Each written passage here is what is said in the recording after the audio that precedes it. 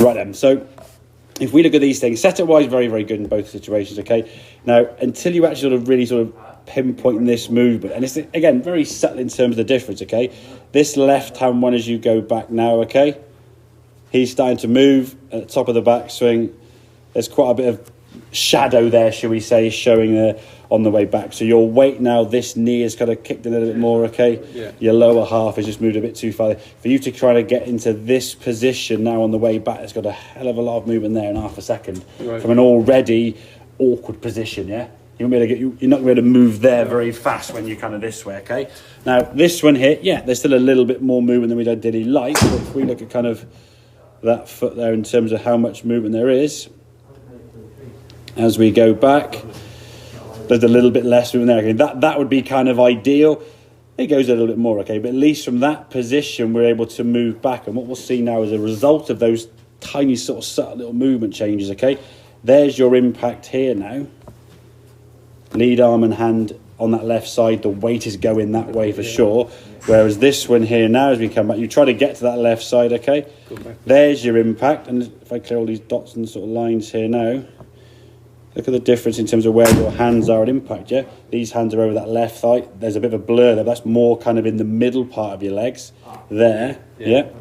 So you haven't moved that far. You can just see your lower half now is more this way. And then when you come through the shot, that's your follow through. Whereas if you look at this one here now, look how much further round your hands are around you. There's much more fuller swing. The knees are coming together more. There's a bigger rotation there. This looks a bit of a kind of a stretch to get round there, where that one you're able to move a lot more. Just because you've moved subtly less here on the way back. Yeah. So you're able to move a little bit more to the left on the way through and then finish around the target, yeah? Right, okay. The shots you feel where it goes left, and it's interesting what you said. It's exactly that. It's more that than that. But what you feel as though... I feel as if I've come... My shoulders come... What's basically happened is if you hold the golf club where you are there now, keep that here now. I'm going to try and pull you round, yeah? That's what's happened, yeah? And then you end up getting yanked around. Yeah. So what happens, you sort of go around the corner and you go, oh, I've turned too much. In reality, you haven't turned enough. Not because you're not trying to or you're not able to. Well, I suppose somebody isn't able to. It's more because your backswing now has made it harder for you to rotate through the golf ball because your weight's gone back on this right side. So once this knee kind of moves outside the right foot there, and this happens like that, yeah, very hard to get that direction. So what will happen is now you'll stay back here on the right side. Your arms are already coming down. Your lower half's trying to get there. Now your arms swing past you and you pull it, and then your arms get here, and obviously your right bicep and your right chest kind of exactly, yeah. So you're not turning too much, you're getting dragged around the corner too much, yeah? So you're not actually turning, you're being turned. Does that make sense, yeah? Imagine if you were going down you're walking down the high street with Denise and stuff, right? And you walk and she's like holding your hand, you go, well, she's going to turn left, and you just turn left, happy days. Yeah. If you're walking down and she goes, what? And you're like, what the hell? Yeah. And you fall down the corner, you're not going to move as easily, yeah? You're going to lose your balance, and then you're going to think, I fell too far left, yeah? Only because your arms are pulling you around the corner, yeah? So if we can stabilise that lower half, so as we get here, top of the backswing now, we're going to start moving there. So a little bit of a move there, as you just sort of triggering the downswing. Once before that club starts coming down, yeah?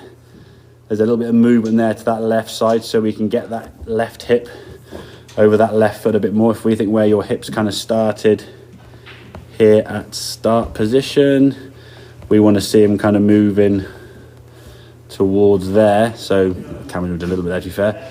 Does your right hip get on that red line? Not quite. The camera did shuffle a little bit, in fairness, to be fair. So, but it's definitely a movement. Yeah. But you can see that, see the left hip moving there from the green line through the green line to the red line, and that movement there. That's a really good impact position. Your hands now in front of the ball, so your hands now are leading the club. Your chest is leading the hands, as opposed to being back here and flipping it, yeah? And that there, okay, never say never, but that's never going to go left on you, yeah? Yeah. So you can freely release the club through to a nice full, up on your toe there, full follow through. When you're back here now hitting the golf ball, and there's your impact, and your hands are kind of more level with the golf ball, that now could go left, because if you think the hands being forward here get the club, if I move the hands back here, where's the club going to point, yeah? Yeah, it's going to club, exactly, yeah. And then you're trying to sort of hold the club face midway through the swing, which, yeah, you might do sometimes, but then you rely on how much do you do that? Yeah. A little bit, a lot. Yeah.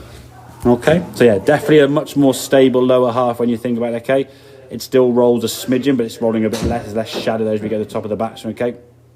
It's just keeping that weight on the inside, that foot, this knee staying inside your right foot So there, really yeah? to concentrate on not going. Yeah, it doesn't want to slap. It will trigger a little bit as you go back, so there'll be a little bit of kind of movement to sort of start it, but as you're getting to the top of the backswing, you want to feel as though there's an element where, again, think about throwing a ball. If you actually just sort of actually actively throw a ball, when you're throwing a ball, you get back, as your arms, you're going to be stepping through before, you wouldn't go and then step and throw at the same time. It's a kind of a build up and a move. As you exactly, there you go. That's sort of like wave. It is.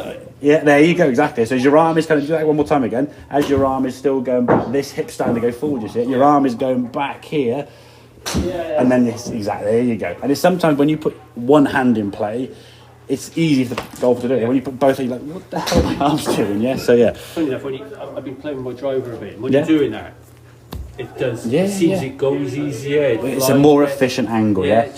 If you swing something on a much more efficient, better plane, you get more out of the guy. If you start swinging it over here or too far underneath here, you lose the speed and energy, yeah. So yeah, right. Let's have a couple more, then, buddy, and I'll load that up and send it through to you. Okay, but yeah, good stuff. Mate. Definitely a lower half working better, so it's what we want.